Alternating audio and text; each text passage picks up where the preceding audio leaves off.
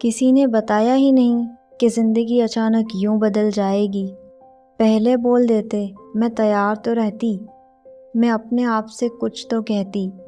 रिश्ते बोझ बन जाएंगे, अपने कुंभ के मेले में खो जाएंगे। प्यार बस अब होगा नहीं, प्यार एक आदत बन जाएगी।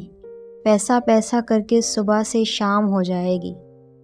अब खुद नहीं उठूंगी तो कोई उठाएगा नहीं। पापा और मम्मी से दूरी हो जाएगी। Self esteem, ego, self respect, इस सेल्फिश दुनिया में तो सबको बचानी है। कल तक तो बच्ची थी, अब अचानक से कैसे बड़ी हो जाऊं मैं। लेकिन अच्छा हुआ किसी ने कुछ बताया नहीं, क्योंकि अब जब हंसती हूँ तो दिल खुश रहता है। अपनी मेहनत के साथ साथ अपनी स्ट्रगल्स भी देखता है।